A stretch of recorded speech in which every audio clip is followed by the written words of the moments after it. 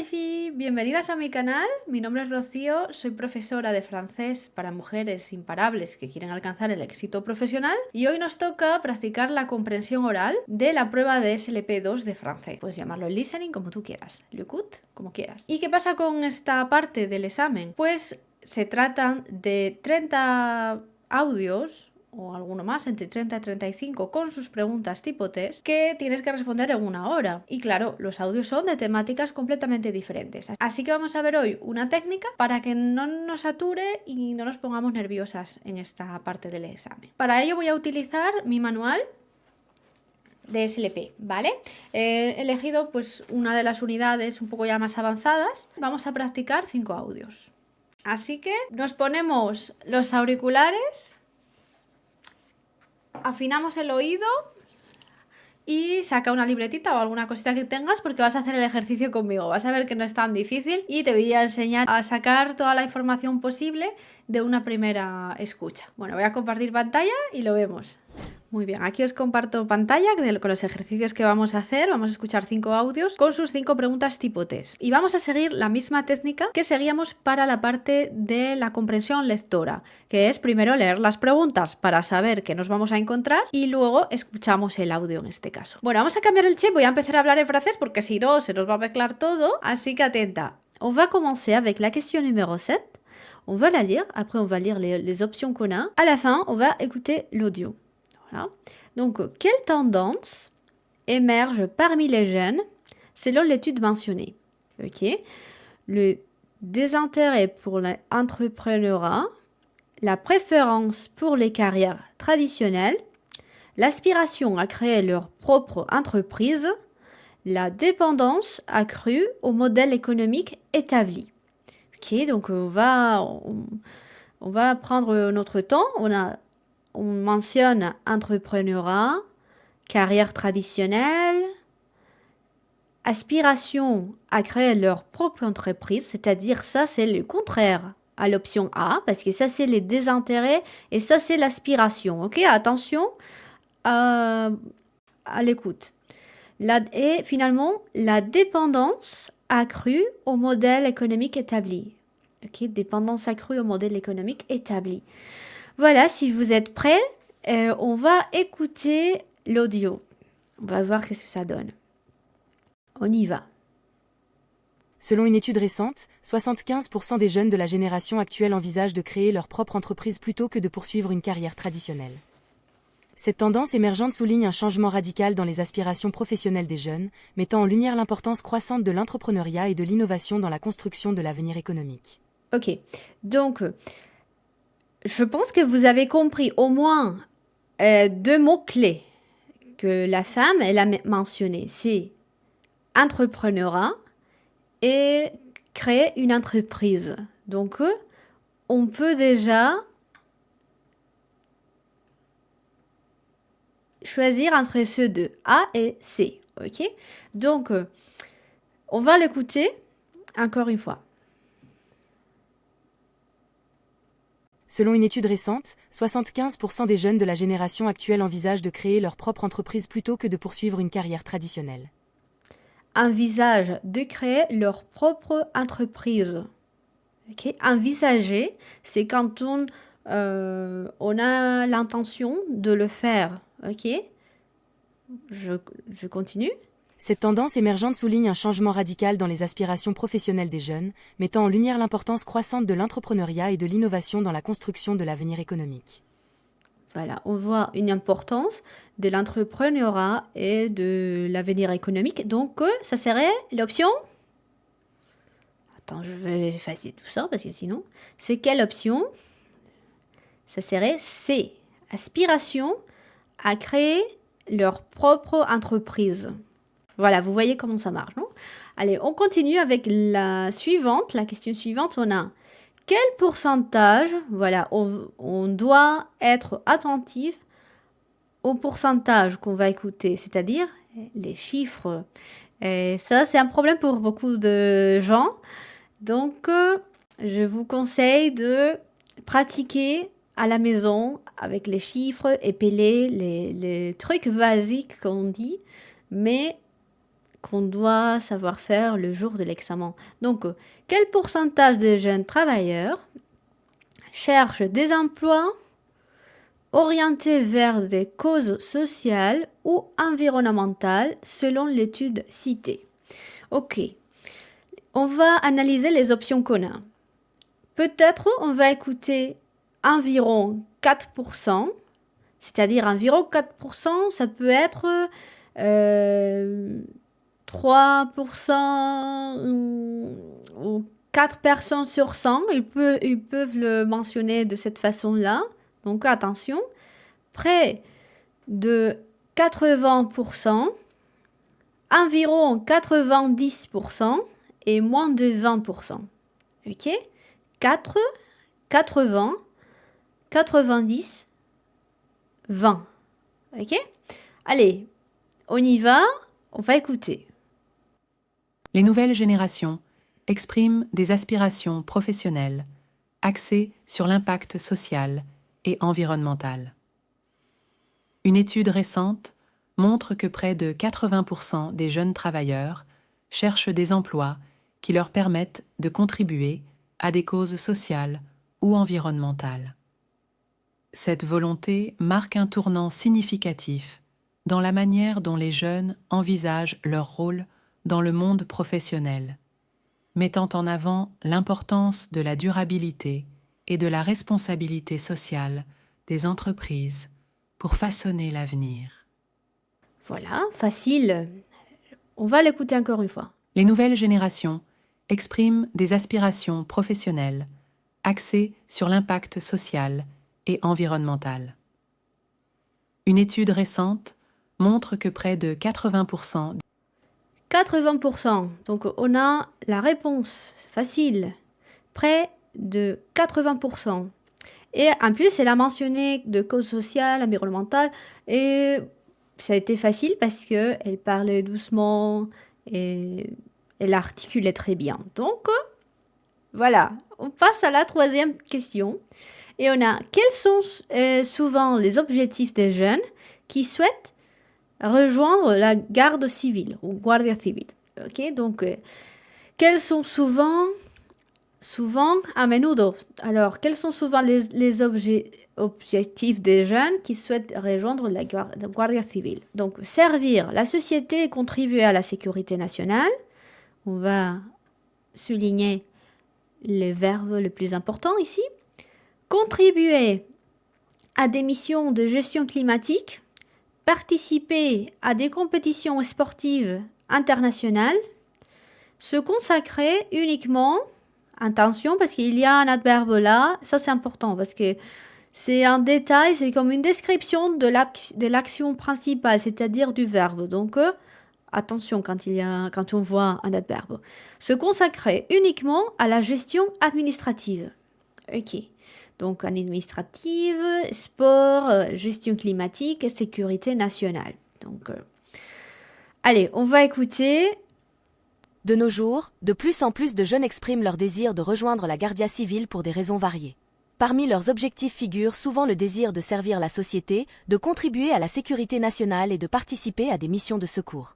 L'attrait pour une carrière dans la Guardia Civile repose également sur la possibilité de développer des compétences variées, allant de la résolution de problèmes complexes à la gestion des situations d'urgence, tout en offrant des opportunités de progression professionnelle. Voilà. Est-ce que vous avez écouté quelque chose par rapport à la gestion climatique? Non. Mission de gestion climatique? Non.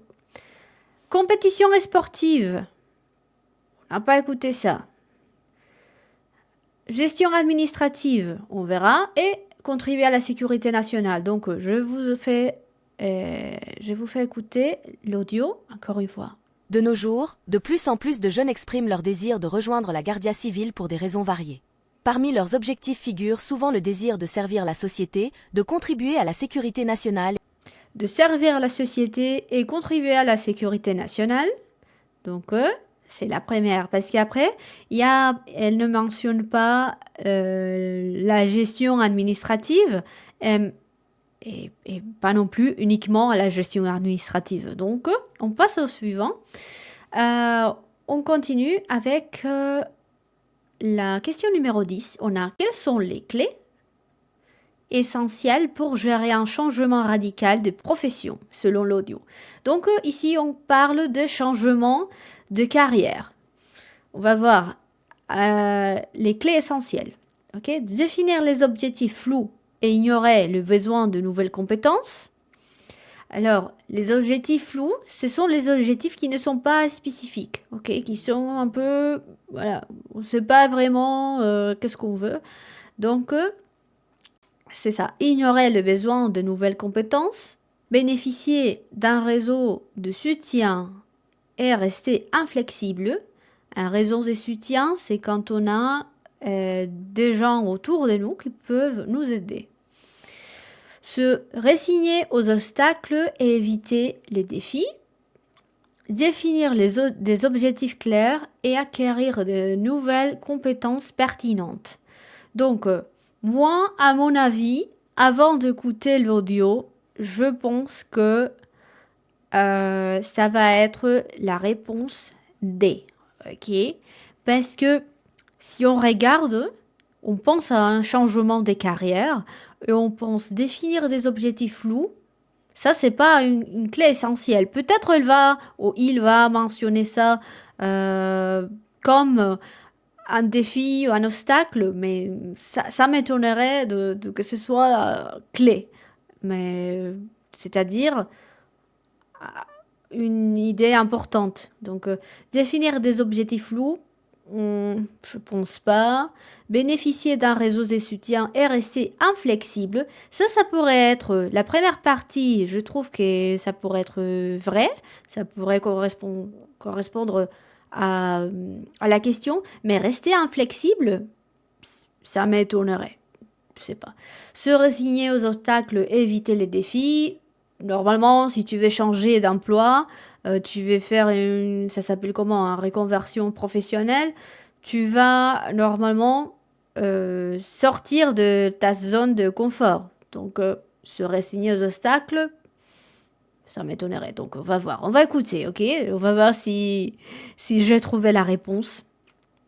Gérer un changement radical de profession peut être un défi, mais c'est aussi une opportunité de croissance personnelle et professionnelle. Pour réussir cette transition, il est essentiel de définir clairement ses objectifs, d'acquérir de nouvelles compétences pertinentes pour le domaine visé et de bénéficier d'un réseau de soutien. La flexibilité mentale et la capacité d'adaptation sont des atouts indispensables pour naviguer avec succès dans ce changement radical, en embrassant les défis comme des occasions de développement plutôt que des obstacles. Vous voyez, il a utilisé des mots qu'on peut trouver dans toutes les réponses possibles. Ok? Donc, c'est clair que c'est la réponse D, définir des objectifs clairs, acquérir de nouvelles compétences pertinentes. Mais vous voyez qu'il vient de mentionner les obstacles, le réseau de soutien. Donc, ça, c'est un peu pour nous faire croire, pour nous faire hésiter à l'heure de choisir la réponse. Mais c'est pour ça que c'est très important de lire avant les réponses, la question et les réponses, pour déjà avoir une idée et être attentif aux mots qu'on va entendre plus tard. Voilà, c'est pour ça que je le fais toujours comme ça, parce que si c'est une surprise, tu peux te stresser et tu ne trouves pas la réponse ou les mots l'information que tu cherches. Ok? On va avec le dernier audio, c'est quel projet Alex abandonne-t-il? Donc on sait déjà qu'il a abandonné quelque chose, qu'il a quitté quelque chose, qu'il a arrêté de faire quelque chose. Donc on va voir le projet. On a 4 projets. On a apprendre à jouer du piano, ok, écrire un livre, apprendre à jouer de la guitare, créer une entreprise. Donc là, nous avons 2 réponses assez similaires.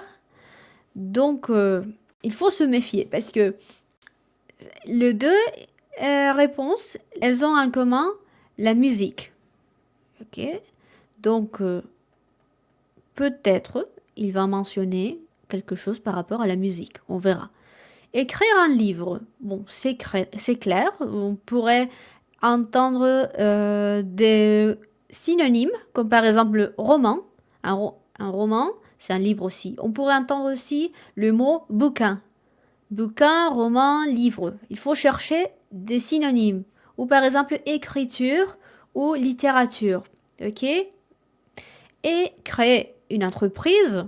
Bon, on peut parler de business, on peut parler d'un petit commerce ou d'un magasin. On ne sait pas. Donc, je pense qu'on est prêt pour écouter l'audio.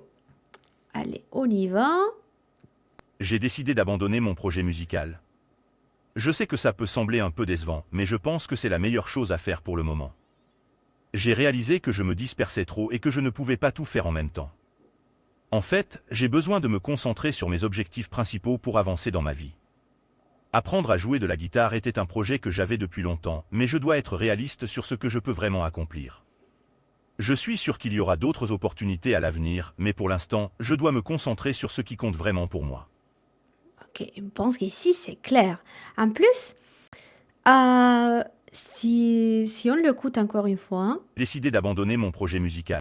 j'ai décidé d'abandonner mon projet musical. Donc on savait déjà que c'était A ou C. Et après, finalement, il a mentionné qu'il a décidé d'abandonner la guitare. Donc c'est la réponse C. Ok.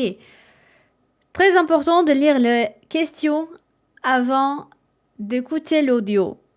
Parce que sinon, ça peut être très compliqué de choisir la bonne réponse.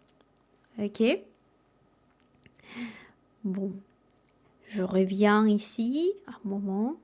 Bueno, espero que os haya gustado este vídeo, que os sirva para haceros una idea de cómo es el examen SLP en cuanto a la comprensión oral y que os ayude a la hora de, pues eso, de organizaros y responder las preguntas de una forma estratégica. La técnica que yo utilizo es la misma, tanto para los textos como para la comprensión oral. Porque como veis, ya nos podemos ir haciendo una idea, podemos ir adivinando algunas partes, podemos descartar y podemos identificar palabras o sinónimos antes de escuchar la pista de audio. ¿Vale? Bueno, espero que os haya gustado mucho y que os sirva para practicar. Y si os apetece que haga alguno más de este tipo, dejádmelo en comentarios. También recordad que si queréis trabajar conmigo y que os acompañe en la preparación de vuestro examen oficial, tanto si es SLP como DELF, o si quieres aprender francés por tu cuenta, tienes un formulario en la descripción. Y nada, te veo en el próximo vídeo.